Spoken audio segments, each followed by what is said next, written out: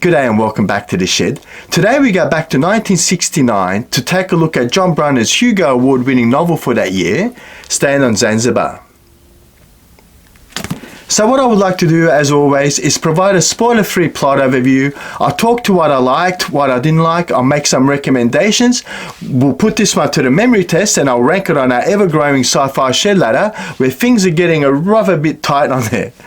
So before we go on though, I'd just like to share this special announcement. Now this is not a sponsored video, but the Reading Corner, Ari at the Reading Corner, has kindly given us a discount code for all our viewers here, which I'll put down below, the Sci-Fi Shed. So just on checkout, call out that Sci-Fi Shed to get a 10% discount on all his wonderful books. And this is not a sponsored video. I actually bought this book with my own money, but I did really like the service that I got from Ari, and he kindly offered that 10% discount code. So I hope you take him up on that and have a look at the description there to get the full details. So when it comes to the plot overview, this one's going to be an interesting one to talk to, because the novel is really written in 4 parts, and they're sort of broken up into different small chapters throughout the whole 650-page novel.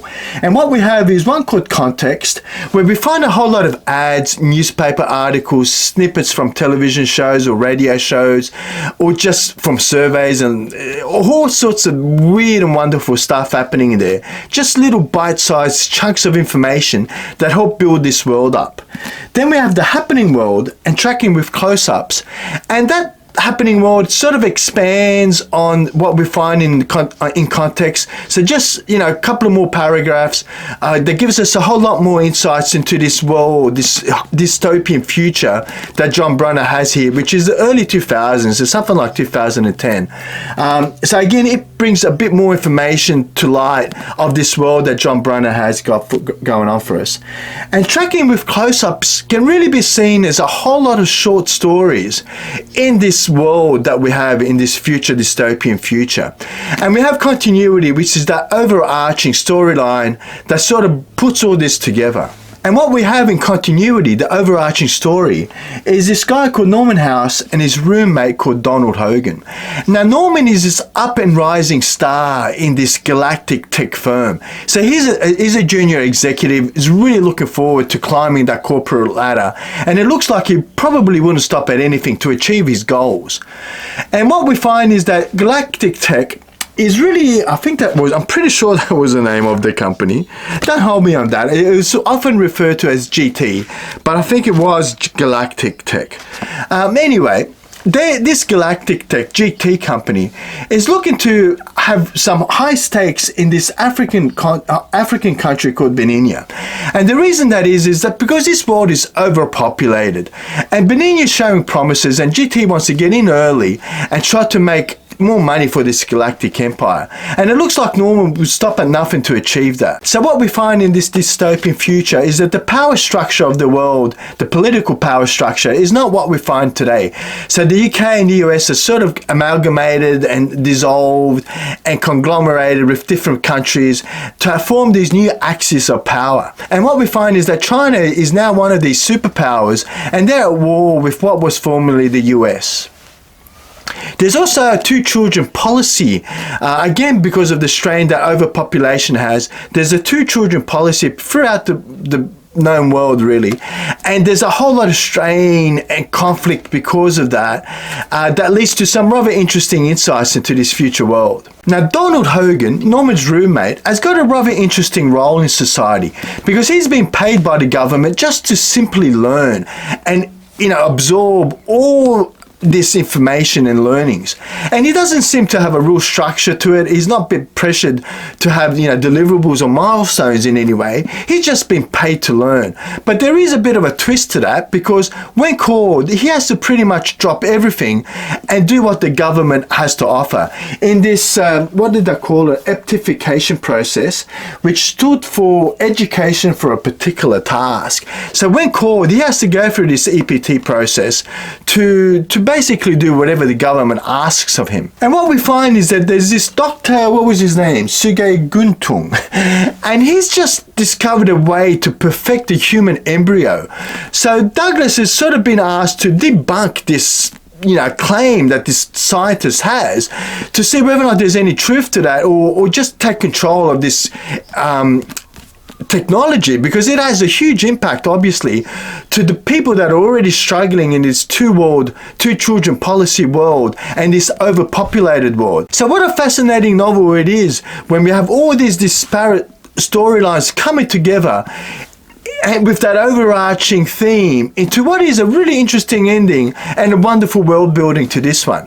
So what is there that I liked in particular in this one? Look, for me, the standout has got to be the structure of this novel.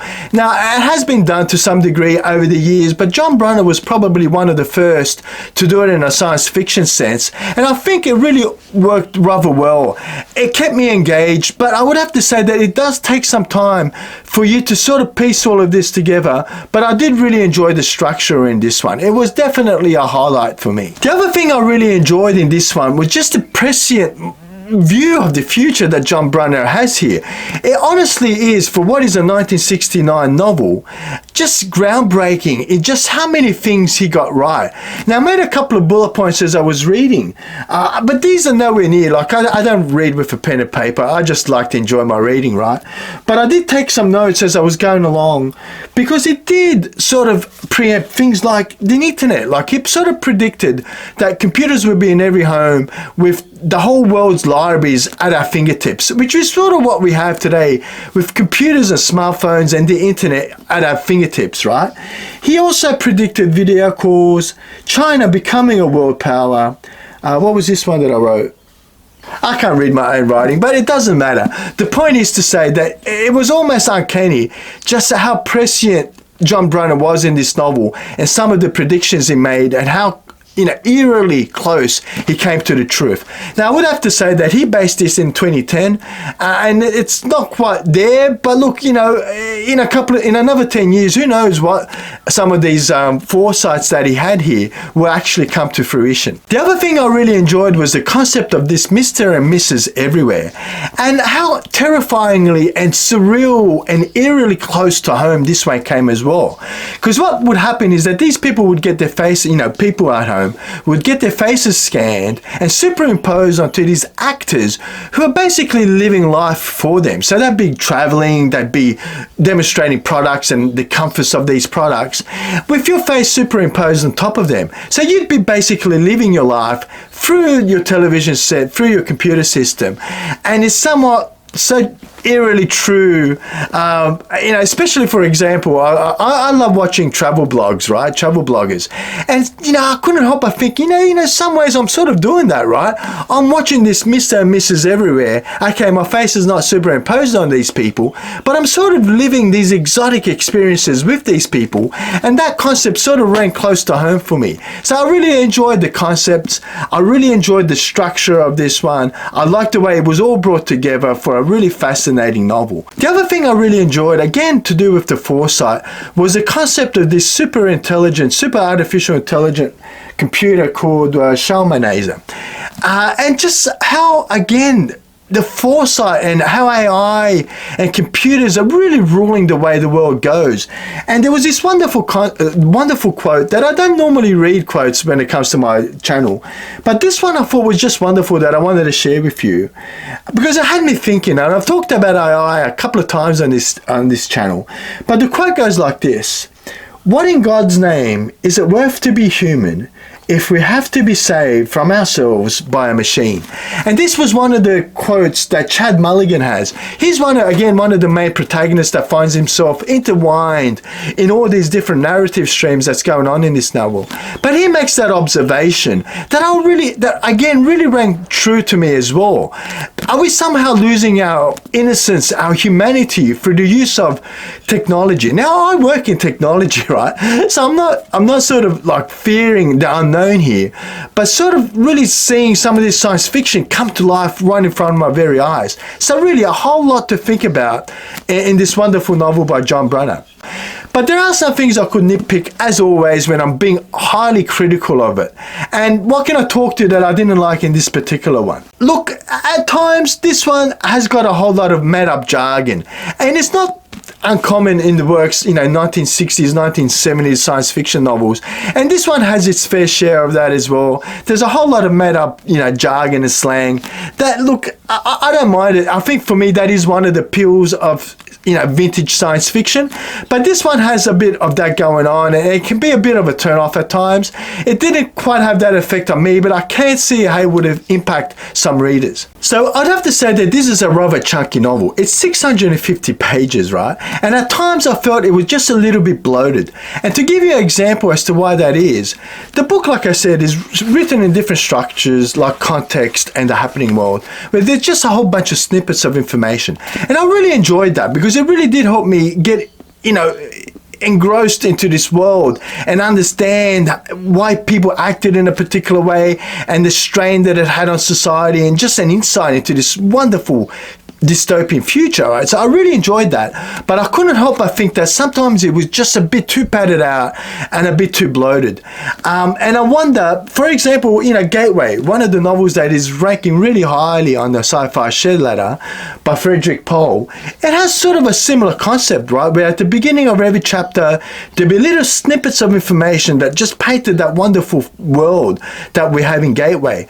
And this is somewhat similar, but we're not talking a snippet here. We're talking 10, 15 pages at times of background information and just snippets of disjointed pieces of information that, look, I really enjoyed it. And that's one of the funny, strange things about this one. I really enjoyed it, but I did find myself, especially when I got to about 3/4 of the way through the novel, where I wanted to sort of get on with the main storyline.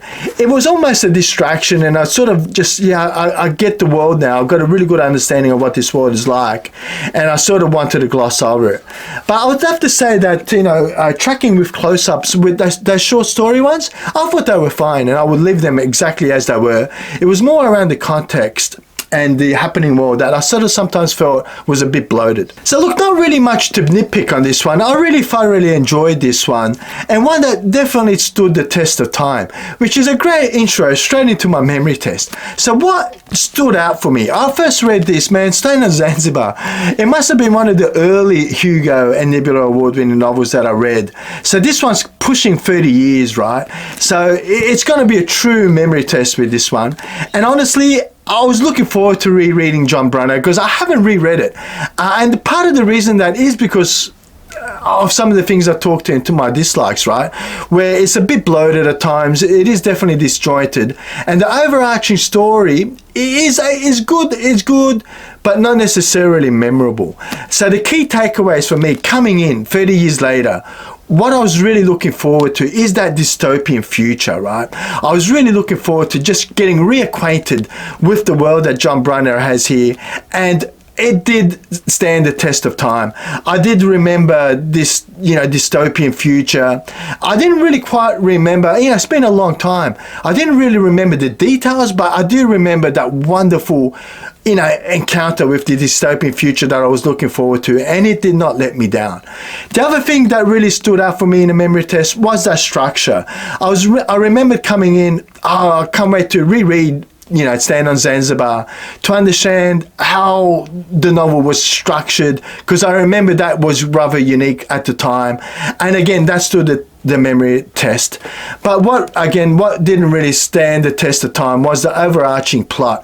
I really couldn't remember what really happened with those main characters. I couldn't remember really the conflict of interest and how that was resolved. So there was really not much I took away from the plot, but the dystopian world definitely was a highlight for me. So when it comes to recommendations and books that we've covered today on the Sci-Fi Shed Ladder, if you enjoyed books like Philip K. Dick's The Man in the High Castle, I think you're going to enjoy Stand on Zanzibar, because again, this deals with those dystopian future themes. It's a bit disjointed at times. So I think if you've enjoyed The Man in the High Castle, you're going to enjoy John Brunner's Stand on Zanzibar. The other one that comes to mind is The Wind-Up Girl by Paola Bacigalupi. Again, this is one of those dystopian futures. This deals with food shortages and overpopulation themes. Again, this is sort of weird fiction at that. So again, I think if you've liked Paolo Bacigalupi's The Wind-Up Girl, you're going to enjoy John Brunner's Stand on Zanzibar. I made mention of Frederick Pohl's Gateway. I think if you've enjoyed Gateways and the way the novel is structured with those little clips at the beginning of every chapter, but you wanted to see more of that, I'd say have a go at John Brunner's Stand on Zanzibar, because if anything, he's probably overdone that bit. But yeah, so there you have it. It's a rather interesting novel, John Brunner's Stand on Zanzibar by John Brunner. We've got to rank it on our ever-growing sci-fi share ladder. It's going to be an interesting one. Let me flip the cameras around and see where this one lands. So back to the share ladder and ranking today's Hugo Award-winning novel for 1969, John Brunner's Stand on Zanzibar. Now, I've got my full criteria documented below as to how I rank these wonderful novels, but when it comes to the concept, I'd have to say that this was a rather interesting concept, right? This dystopian future with the world struggling with overpopulation and strain on the natural resources. But it's not something we haven't seen before on the sci-fi shed ladder, in books that came well before John Brunner as well. So I thought the concept was interesting, but it was not necessarily groundbreaking or unique. So it got some average marks for the concept, but where it did shine was via the execution. I thought it was just almost uncanny. He had this almost prescient knowledge of the future that John Brunner have when it comes to some of the things that he saw in our future that he documented in this world. And I really almost liked that, what felt like organic structure to the novel as well, with those four sort of different ways of writing. They all came together in the end, that I thought was really wonderful as well. So I got some really good points for the execution, some decent points for concept. Now, when it comes to the characters in that overarching theme, the characters were fine. There was nothing really wrong with the characters, and they sort of did go through their own little character arcs that was enjoyable. But I'd have to say that I didn't really remember much of those characters, and I think it's because the characters, this is not a character driven novel. Again, I would have to stress, at least that's my view. I just don't feel that the characters was as good as the concept and the structure, so it lost a couple of points when it comes to the actual character development. Now, another area that is shown for me was in the writing. I'm a big John Brunner fan. I do like his writing, and this one was no exception, so it got some decent marks for the writing. It lost some marks again for the plot and the ending. I think the novel, because of the different structure that the novel had, that almost organic feel, it took a while to get into the plot, to actually realize, well, what is the plot? What's going on? What's the overarching storyline here? So it took a little while for that to come into play, that I think affected the plot and my enjoyment of the plot overall. And the ending was also a bit flat. It didn't quite have the punch that I expected it to have. So it lost a couple of points for the plot and the ending. So all of that is to say, it's going to be rather interesting to see where this one lands, because we got books like Paolo Bacigalupi's The Wind-Up Girl that also talk to the dystopian future and strain on natural resources. But I think as a novel, The Wind-Up Girl worked better than John Brunner's did, because that plot and that storyline is important when it comes to how memorable these novels are and just my overall experience. So I'm going to give it to Paolo Bacigalupi. Because when we look at some of the novels that follow, like Rite of Passage and The Graveyard Book, what a classic The Graveyard Book was. The Uplift War, A Deepness in the Sky, all very memorable novels. So I had a bit of a hard time putting John Brunner's Stand on Zanzibar above The Wind-Up Girl. The other one that comes to mind is The City and the City by China Miéville, because again, that was this weird fiction, future society where we had this really interesting concept where these two cities sort of had to hide from each other. And again, I like it.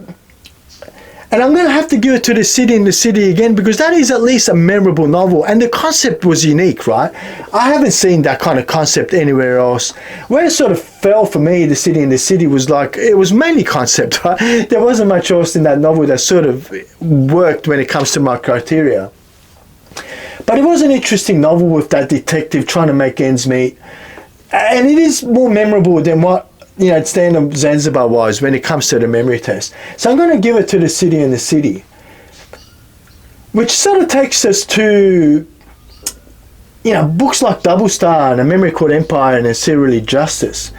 Now, what these novels have got going for them is the concept and the storyline, right? You can remember A Memory Called Empire, that girl that, had that surgical implant of her, former predecessor, and trying to do basically a murder mystery novel, right? So the story is sort of, the plot just brings the story to life and makes it memorable. And I can say the same thing for Ancillary Justice, because everything else was pretty much on par. So I'm going to give it to the ladies in Anne Martin and Anne Leckie, Katie Martin and Anne Leckie, over Stand on Zanzibar by John Brunner. But that's not to take anything away from this wonderful novel, because I've said it so many times. I would love to see the tally on it, that these are all wonderful novels. But I think where this one stands sort of makes sense when we look at some of the books that follow and some of the ones that came before it. So there you have it. This was a difficult one because, again, it was one that I enjoyed, but I did feel at times it got a bit bloated. And I think if this one had been about 350 to 400 pages, I suspect this one would have ranked a lot higher than it did. Have you read Stand on Zanzibar? Many would rate this as one of the best science fiction books of all time. And I couldn't argue with you. It is a wonderful novel, but that's where we stand today. As always, I'd love to hear your thoughts and opinions, and I'll see you next time in the shed.